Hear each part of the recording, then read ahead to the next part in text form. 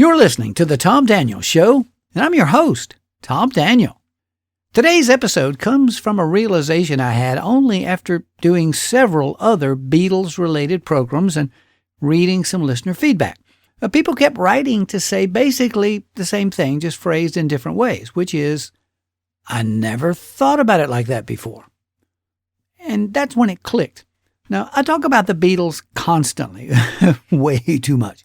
I talk about them as musicians. I talk about them as songwriters, as recording artists. I talk about them as cultural figures, historical moments, moral panic wrapped in a backbeat. But I've never talked about what may be their most consequential innovation of all. The Beatles were the first truly visual band. I don't mean just a band that was seen by people, of course they were. And I don't mean just a band that photographed well. I mean the first band to understand early, intuitively, and almost instinctively that pop music had crossed a threshold, that sound alone was no longer enough.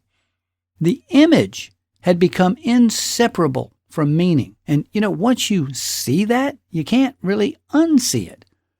And suddenly, nearly everything the Beatles did makes a different kind of sense. Before the 1960s, pop music was primarily an auditory experience. You discovered artists on the radio. You bought records. You might see a publicity photo or maybe catch a brief television appearance, but the image was secondary to the sound. It was decorative. The sound is what carried the weight.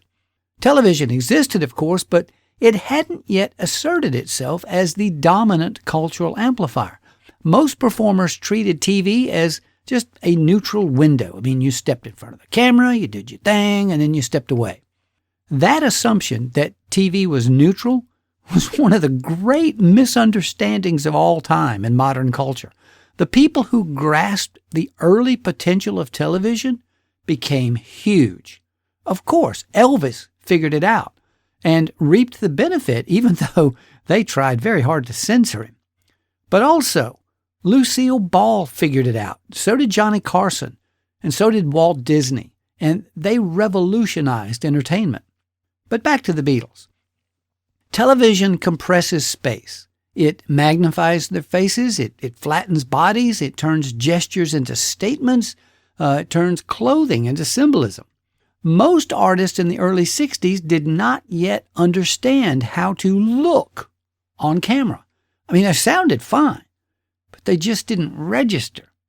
The Beatles did. To them, the camera was an active participant in the music. From their earliest appearances, the Beatles behaved like a group that understood the camera was not passive. They stood close together. They faced inward rather than outward. They occupied the frame as a single unit rather than four competing individuals. That's not an accident. The matching suits they wore were not about conformity. They were about visual coherence. And the Beatle Boots, good grief, the Beatle Boots they wore, the haircuts were silhouette engineering. On grainy black and white TV, contrast mattered more than color. The Beatles were instantly legible. You could recognize them in half a second. You could recognize them across a room. You could recognize them just in silhouette. Recognition comes before understanding, and they mastered that. What about the way they stood on stage? What are the most quietly consequential visual decisions the Beatles ever made? It had nothing to do with haircuts, suits, or album covers. It had to do with how they stood on stage. If you watch early performance footage carefully, you'll notice something that feels natural now but was highly unusual at the time. The Beatles did not line up shoulder to shoulder like a row of soloists. They didn't spread out like a review act. And they didn't arrange themselves hierarchically around a star. They formed a tight, inward-facing unit. Paul and George shared the microphone angled toward each other. John separated slightly but leaned inward, visually closing the circle. And Ringo sat behind them in the gap, anchored not hidden, but integrated. The visual effect is subtle but powerful. The band doesn't project outward toward the audience as four separate performers. Instead, they appear to be playing with one another first, and then only incidentally for us. And this is not the posture of a vaudeville act. It's the posture of a chamber music ensemble. In fact, the Beatles' stage geometry very closely resembles the traditional seating of a string quartet, an arrangement designed not for spectacle, but for communication among the performers. In a quartet, players face inward so they can see breath, bow, fingers, and tension. The audience observes an interaction among the players that's already in progress. And that is exactly what the Beatles offered visually, a conversation that you are allowed to witness. Television cameras love this arrangement. It's almost as if TV cameras had been waiting all along for a group like the Beatles. Close bodies create readable frames. Angled instruments create diagonal lines.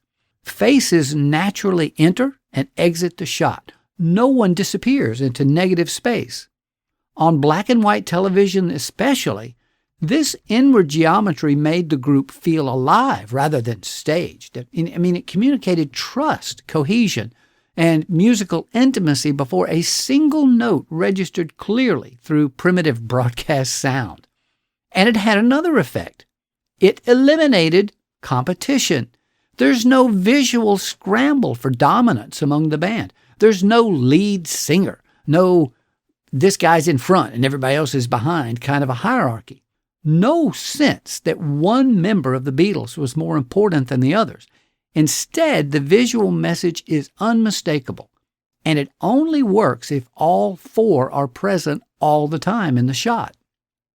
That message mattered enormously.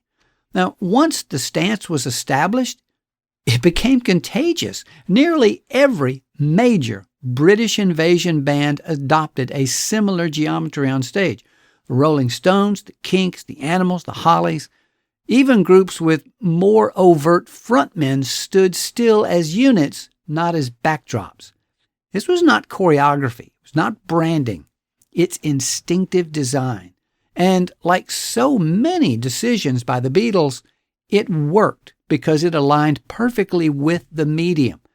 They understood television. Television didn't want spectacle. It wanted legibility. It wanted relationships that it could frame in seconds. The Beatles gave them exactly that. They didn't just sound like a band, they looked like one. So how was this different?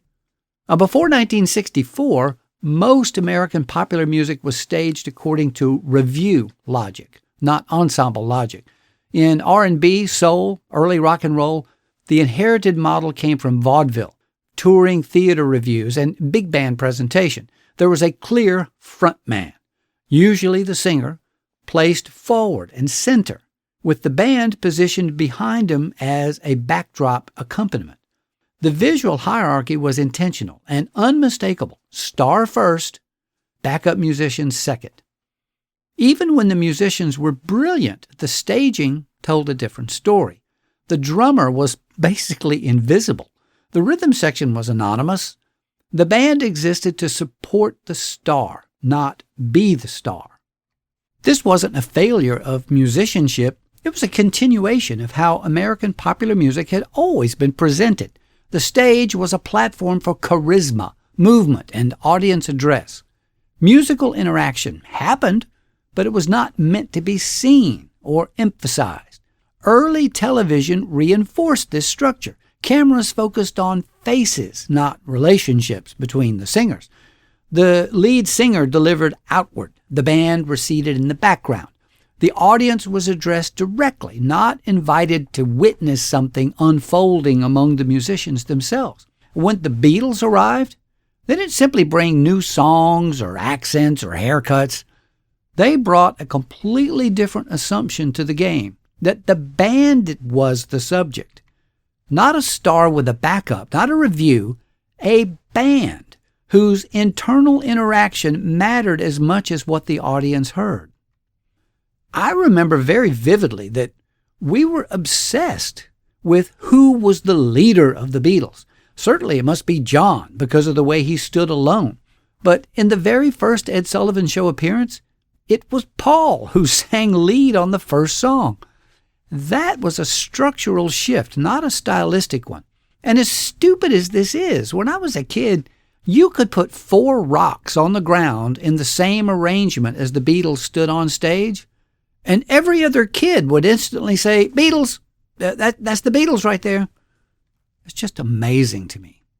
So why aren't modern musicians iconic in that same way?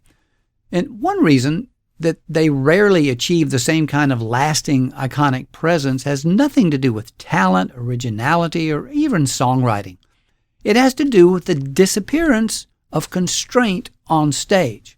The Beatles developed their visual identity in an environment that demanded clarity. Early television compressed space. Frames were fixed. Sound was not perfect. If you wanted to register with people, you had to be immediately legible. Every physical choice mattered because there were so few ways to be seen. Modern performance exists today under totally opposite conditions. Stages are enormous. Cameras are constantly moving all over the place. Lighting overwhelms form. Screens multiply perspective. There is no single frame that you have to solve. As a result, musicians spread out on stage.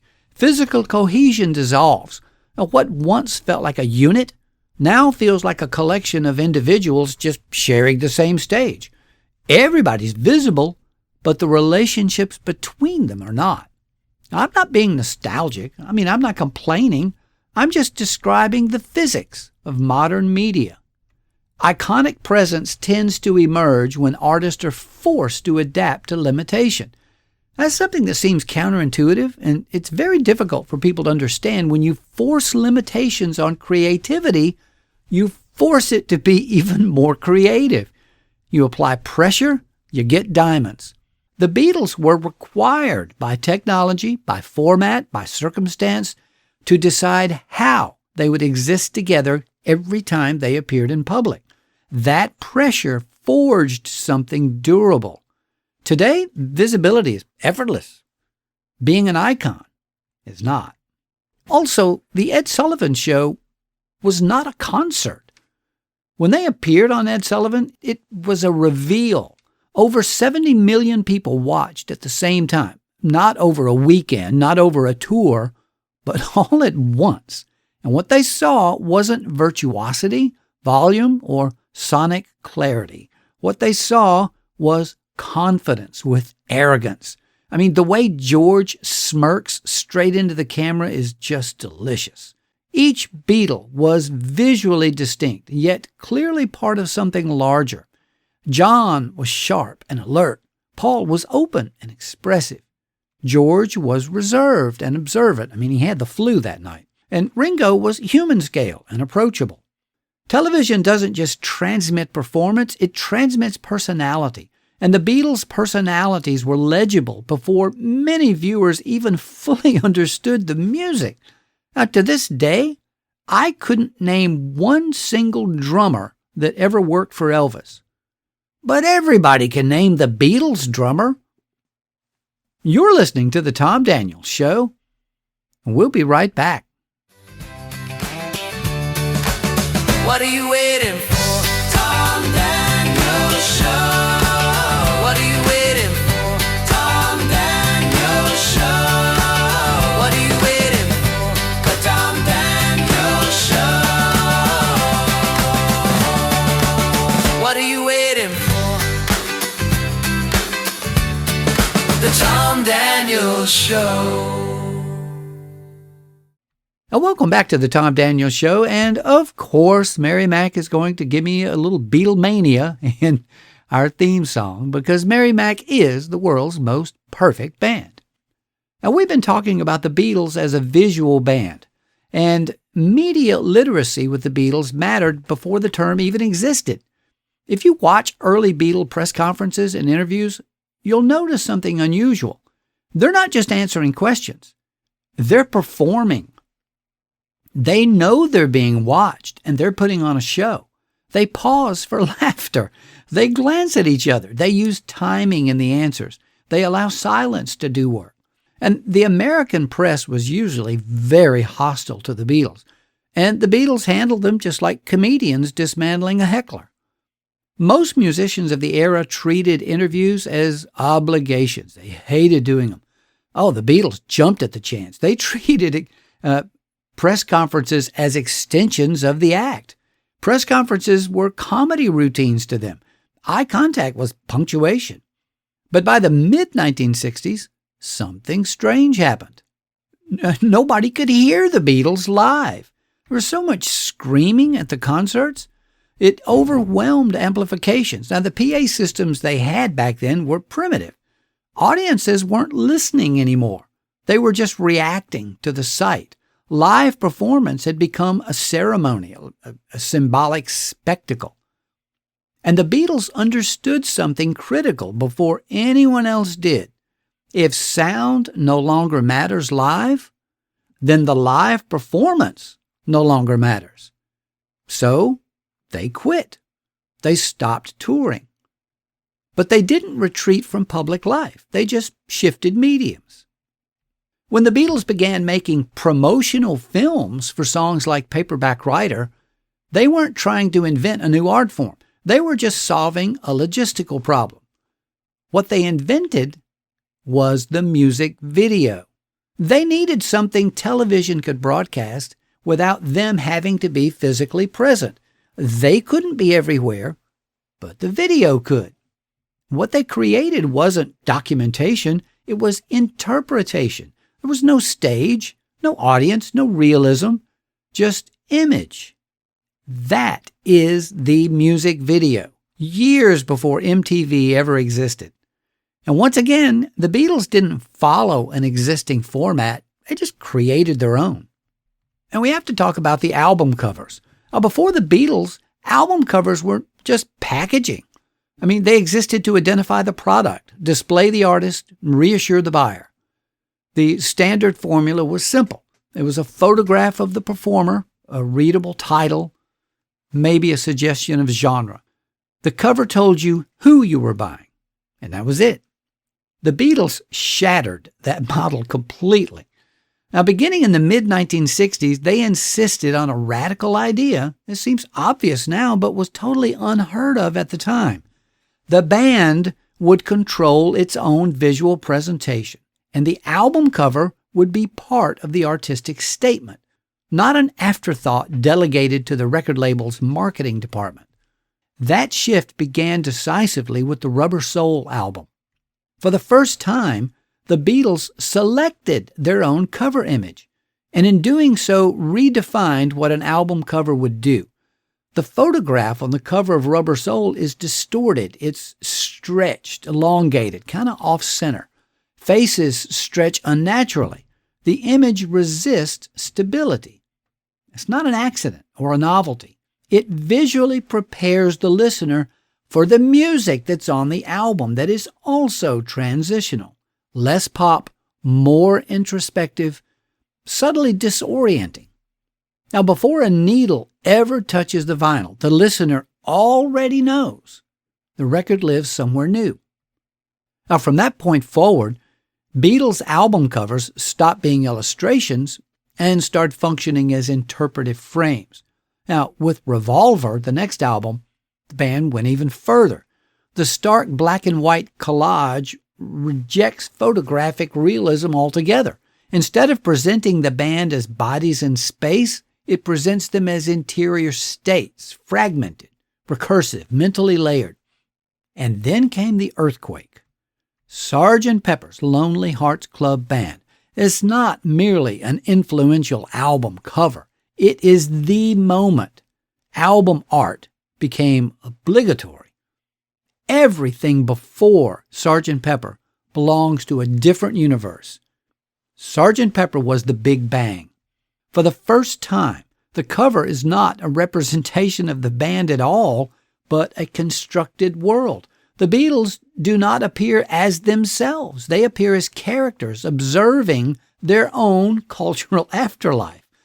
The image is dense. It's referential, theatrical, and deliberately overwhelming. After Sgt. Pepper, no serious album cover could ever be neutral again. It established the idea that an album was not a collection of songs, but a total artwork. Sound, image, identity, intention, all fused together. Progressive rock, concept albums, punk minimalism, hip-hop visual branding, even modern streaming aesthetics, all trace back to the single moment when Sgt. Pepper stopped advertising the music and started interpreting it. And then came the counter-explosion.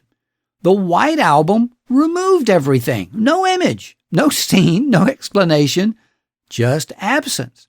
In a culture newly trained to expect visual excess, the refusal itself becomes the statement. Meaning is no longer delivered. It's withheld. The listener must supply the meaning. And then finally, there's good old Abbey Road, which completes the arc. Now, at first glance, Abbey Road is just kind of casual. I mean, it's no band name, no album title, no visual spectacle. It's just four guys crossing a street. But the apparent simplicity is deceptive, because by this point, the Beatles didn't need to identify themselves. Recognition of them is just assumed. The image functions as myth precisely because it refuses to explain itself. The band is shown in transit, caught between arrival and departure. That ambiguity is the whole point. Now, within days of its release, the image detached from the record and entered culture as a symbol, one that invited interpretation, parody, pilgrimage, conspiracy. The Paul is dead mythology did not arise despite the image's restraint, but because of it. The photograph leaves just enough space for meaning to rush in. By the end of their career, the Beatles had transformed the album cover from a marketing surface into a conceptual threshold, a place where listening begins before sound and meaning is shaped before melody. And once that door was opened, it never closed again. And now we talk about fashion. The Beatles didn't dress to express individuality, they dressed to author change. Beatle Boots were not extreme. I mean, long hair was radical by today's standards, and the collarless suits they wore weren't really chaotic. They were controlled deviations, enough to feel new, not enough to feel threatening. Even when standing still, the Beatles were designed.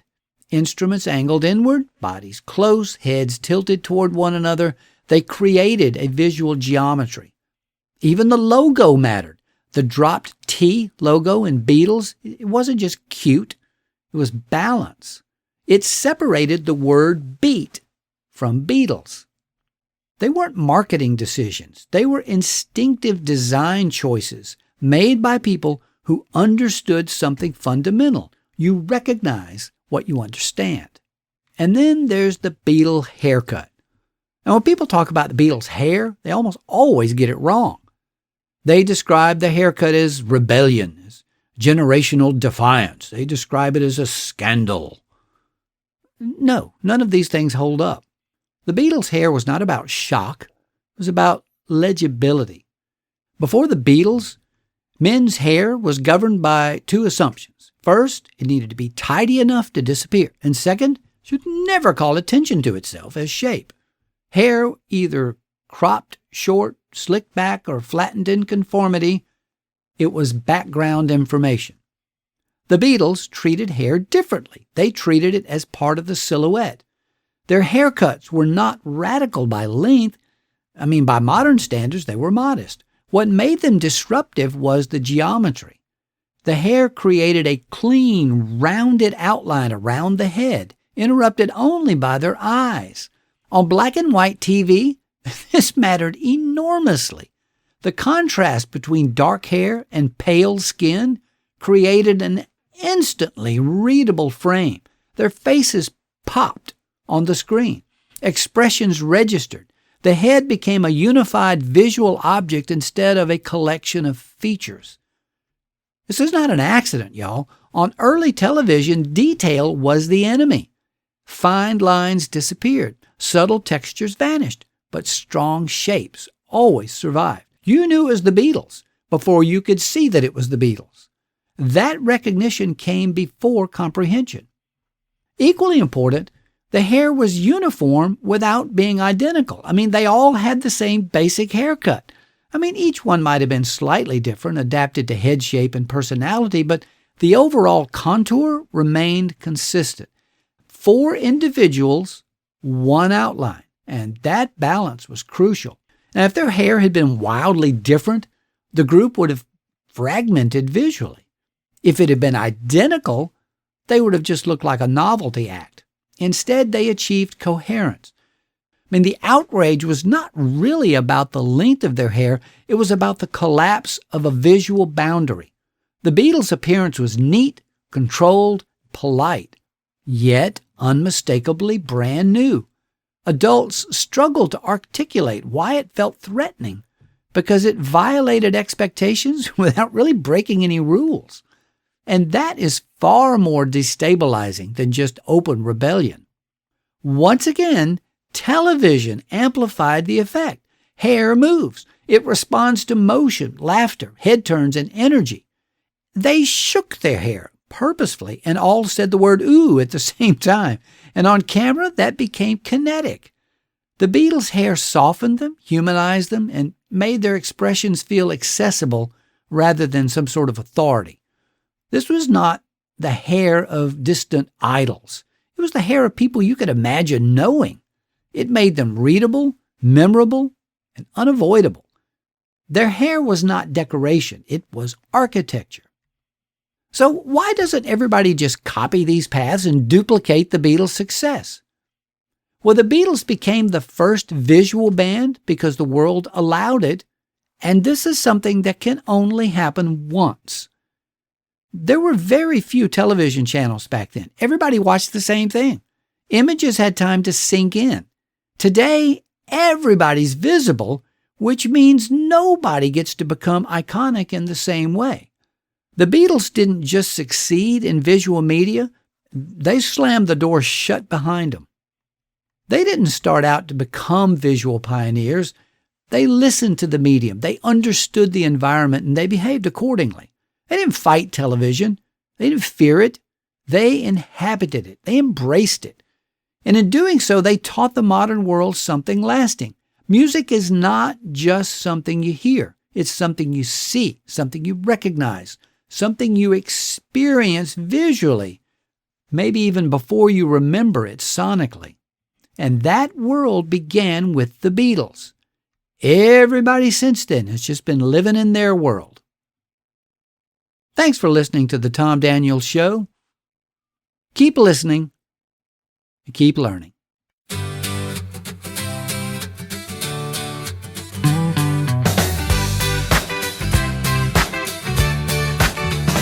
Keep listening, keep learning. The Tom Daniels Show. Keep listening, keep listening, keep learning. The Tom Daniels Show. Take a break from your usual routine and tune into the Tom Daniels Show. You'll discover the world of melodies and stories that you might not know. Keep listening, keep learning. The Tom Daniels Show. Keep listening, keep learning. The Tom Daniels Show. What are you waiting for? Tom Daniels Show. What are you waiting for? Tom Daniels Show. What are you waiting for? The Tom Daniels Show. What are you waiting for? The Tom Daniels Show.